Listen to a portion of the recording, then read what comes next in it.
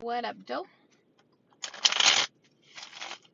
I I said when I got up this morning and I went to work that I was gonna drive a Benz today. Okay. Um, Although I seen the Benz being driven by someone else, I got something that I actually like instead. So never hinder or box or limit your ability to manifest because you always get what you deserve. Now that the eclipse is past, shout out to anybody who watched the eclipse pass over. Um, I had a link that I did share on my Facebook about the live viewing of the eclipse through timeanddate.com. They have a YouTube channel where they record on location each and every eclipse, solar or lunar. So if there's any you want to go back and see, you can go directly to that channel. I'll try to find and grab the link so I can put it in the description box below. My Facebook, Instagram are also available in my channel description. So if ever you want to reach me or email, you can email me as well directly. I do offer personal readings for a natal chart or a tarot reading. Just hit me up and let me know what you would like to do, as I am available during the week or weekend. I don't have any specified times where I do business. So I'm open for the universe to hand me all of you guys one by one. I'm here. So I do want to get into this. I don't feel as hungover from the eclipse like I did for the solar eclipse. Might be because I am a Leo and my sign is associated with the sun, the solar plexus. So the solar eclipse did feel like it took a lot out of me when I finally like pushed out my energy. When I pushed out my energy, it really did feel like, okay, like I'm tired, like I'm drained, like I put all my will into the entire day, which I had a very beautiful day. But the next day I was like, oh, I didn't get enough rest. Maybe I overexerted myself, but I planted some good seeds. So yesterday during the eclipse, I had a build up, personally speaking, of just frustration from feeling like I'm limited. Like I was saying before, we always going to go through some type of circumstance or situation where we see a limit or we see limitations on what we want to do or where we want to go, who we want to be with, who we want to be, period. And all of that has to bubble and have a full illumination, full moon, in order for us to see, in order for us to feel fulfillment, because the moon controls is a symbolism for our mood, our waters, how we feel comfortable. um Basically it was like, now that you got the full feeling of what is you and what isn't you, now we can make a definite cut or change. There was a water trine with the North Node Cancer, the Moon in Scorpio, and Neptune in Pisces. That happened before the eclipse.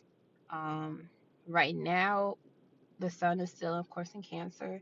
It's going to make its way into Leo on July 22nd all the way till August 23rd. So if anybody, like the previous video I watched, anybody who has plans to be born August 23rd, just know you will still be officially a Leo if it's at a certain time, because Virgo season don't start till after halfway through the day on August 23rd.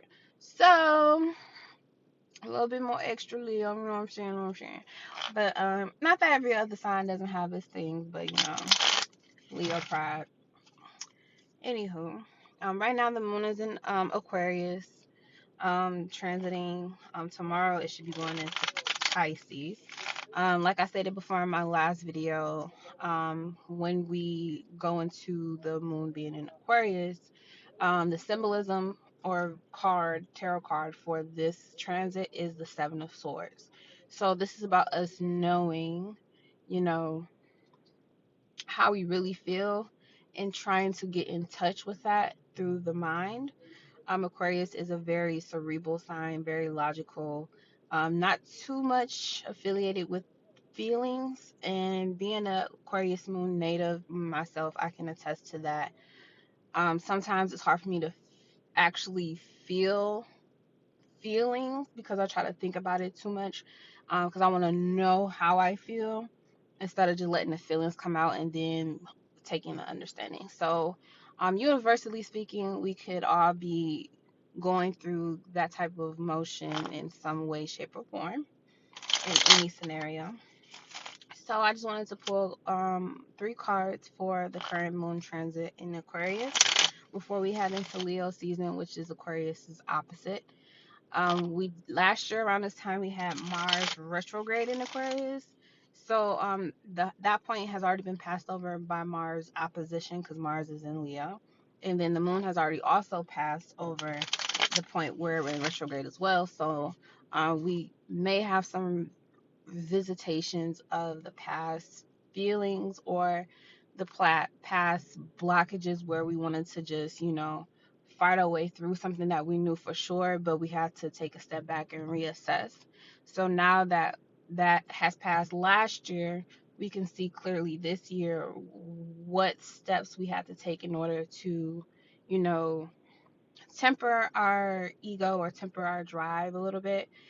Maybe last time you couldn't go full force into something, or if you did, it gave you an outcome that you weren't really understanding or sure why, because you had the knowing, but you didn't get the full knowing because you had to reassess again. So now that we're done with that assessment and you're on the opposite side of it, where Mars is now opposite that point in Leo, we can now have a better identification of where our drive lies, what moves us, what motivates us from within. Aquarius is about the humanity, the collective, and now that we understand, with the South Node movement out of Aquarius, you know, people might give you advice, or people might give you news or offer you information for you to take. And what you do is you take what is necessary and you leave the rest behind.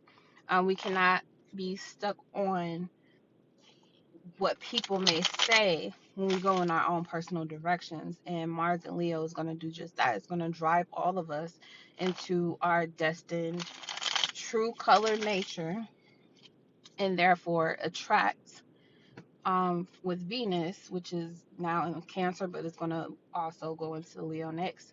It's going to help us attract situations in people or ideas or just anything that you're looking to manifest. Is going to help make it easier for you to attract those things, because now that the Mars is in the heart space, or the it's firing up the backbone of who you really are, it'll attract things to help you stand up straighter. So with that being said, I'm going to go ahead and pull 3 cards. Off the top, I have the Hangman, the Three of Discs, and the Princess of Discs. I haven't really went into detail about the deck that I use, but I do use the Thoth Deck.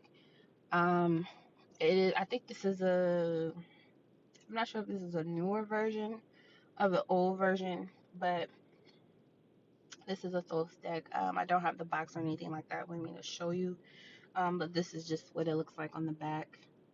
The illustration. At the bottom of the deck, though, we have Saturn and Leo, which is the Five of Wands.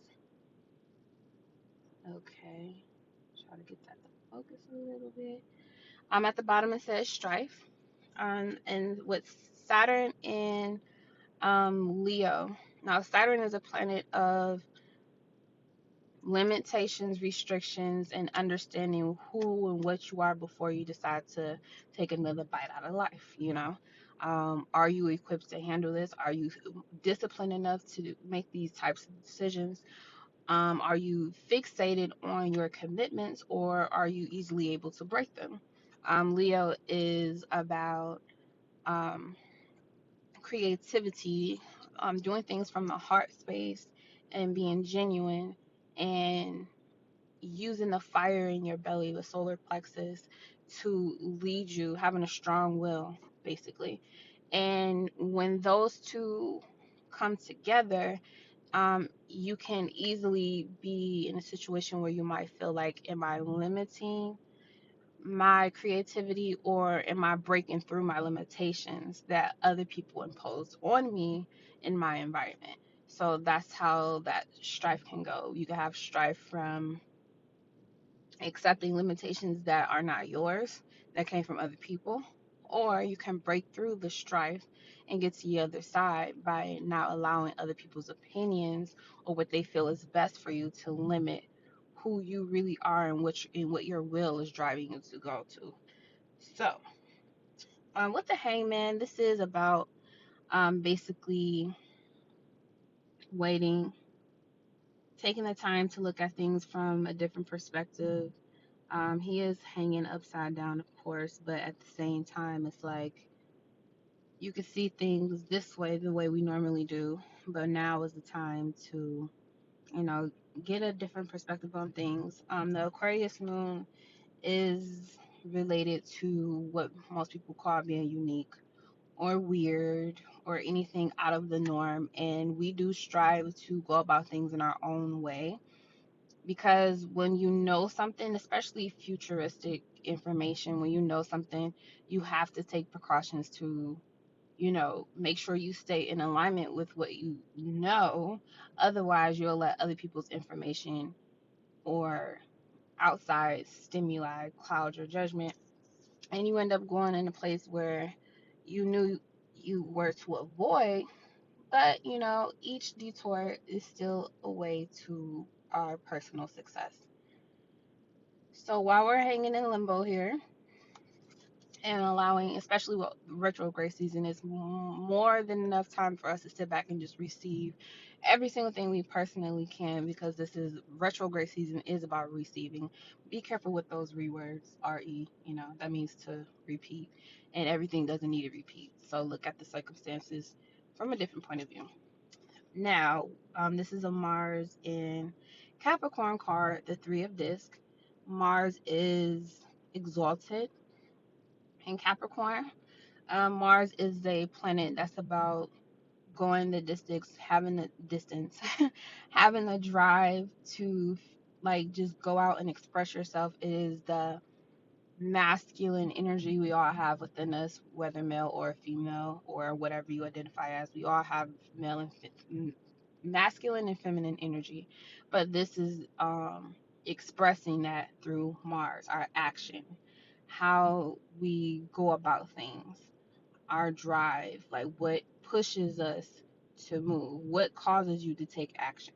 And being a Capricorn, where it's all about doing the hard work, putting in the labor to receive the benefits long term, this is a Capricorn, or Saturn is about long term success, long term work, which is why it rules the 10th house, or rules the 10th house, and that house represents our career and life path. So we have an empowerment card that, whatever you choose to put your drive into, it'll bring you success. Or at the bottom, it says it'll work. Or you might have extra work to do to get your foot on the gas pedal to get moving. So while we're waiting and taking things into a different perspective, we want to look at what is our motivations, what is driving us to do things, what do we want to work out, or what is working right now that we might need to, with Saturn being retrograde, what do we need to tweak when it comes to our self-discipline? What do we need to work on according to who and what we commit to? Because right now, emotionally, you know, with the sun being in Cancer, the sun is our outward appearance, how we look, how the light we are giving off to others appear. So right now we're collectively in a space where we want to be comfortable, we want to be nurtured, we want to be well taken care of. And in doing that, we have to, Moon in Aquarius, we have to be conscious and aware of how our actions, whether coming from a small feeling or deep emotions, we have to watch how that affects other people, because it is a rippling effect. And with the sun or the solar plexus of where we are being in a water sign, is definitely able to ripple very, very strongly in whatever group or association you plant yourself in. So, moving on. Going back again, we have the hangman to take a different perspective and wait for God's hand to come in and tell you when to move. And while we're taking time to look at our perspective, we are considering what our motivations are. And lastly, and this is the Princess of Discs. I have pulled this card before, but this is a woman, a princess, and it appears that she is pregnant, but she is holding a disc of her own with the light shining on the ground. So, what enlightenments during this time have you found to be true for you? What seeds are you looking to plant or work out in the long run? Like, what viewpoint are you standing at? Are you looking to control something? Do you want something to be released so it can grow? Are you still trying to figure out exactly what it is that you want to implant to work out in the long term? And the flip side of that is how it'll work out when it comes back to you, instead of only focus on what you can give out. We want to take a full perspective of everything that's going on. And Aquarius is a sign that takes its time thinking, because they want to make sure that when it cuts accurately and precisely. We don't want anyone to feel left out. We don't want anyone to go without. Aquarius is a sign of humanitarianism and sharing things, which is why it's the water bearer. We want to give information to heal other people, to bring people together, to keep them in a place of homeostasis, satisfaction, to continue to give that information and light on to the next person. So, all in all, you want to take this time to, because this is a major arcana card, so this is going to happen. The other two cards can change because they are of the minor. So, even though you have to take a time out to gain a different perspective, hence Mercury retrograde, you could still choose to work on something for the long term, and you can also choose whether or not you want to manifest something new or revitalize what you've already planted for yourself in the long haul. And as well as the bottom of the deck with the 5 of Wands, you want to do something that you actually, that's the Libra card. You want to do something that you actually have a passion for, and not focus too much on what someone else will think or how somebody else will feel if you decide to fulfill your destiny or your will power on this planet. We have a lot of different terms that are used to describe people who like to go for exactly what they want and keep themselves happy. And it doesn't matter what them terms are, because words are very limiting to how we feel internally. And spirit knows what it wants to do, and it's going to direct you whether you pay attention or not. So be sure to always gain a higher perspective. Be sure to always gain a higher perspective on things you want to work out in the long term, because what you plant will grow. And Capricorn, just like any other earth sign, it does take a while for things to manifest. It takes time, of course, for things to manifest. When you plant a seed, it doesn't automatically come up the very next day. So have patience, be in alignment, and keep your joy as much as possible, because going from Aquarius to Pisces, you already know what's going on. And then Pisces is about knowing in your spirit what's going on. So there is no reason to limit yourself. There are no boundaries anymore. Okay? Let yourself be boundless in this bountiful world we live in. There are no limitations. There are none. Absolutely, there are none. And sometimes we can feel like maybe we are being thwarted, or maybe we did make a decision that maybe in now that we thinking about it again, like maybe it's not the best decision to make. That's where meditation comes in. That's where alone time comes in. I'm a big advocate for having alone time personally. I feel like I do better when I have some type of time alone, because I can disconnect from things or feelings that are not mine, that came from somewhere else, and be more in tune with how I feel and what I really think, coming from my own spirit. So I would recommend and suggest that. And I got the 10 of Cups. So definitely recommend any and everyone to take time out for yourself. Think about what it is that what you really what circumstances and situations are you really attaching yourself to, or you're committing yourself to, whether logically, emotionally, or physically, and see if your spirit is happy with that or not. And if it is, or if it isn't, ask why. That's what God is for. Always ask for anything that you want. Ask the universe for anything you want.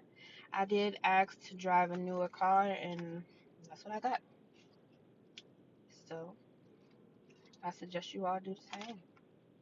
Ask for what you want, and remember that you always get what you deserve. All right? So enjoy your weekend. Today is a Jupiter day.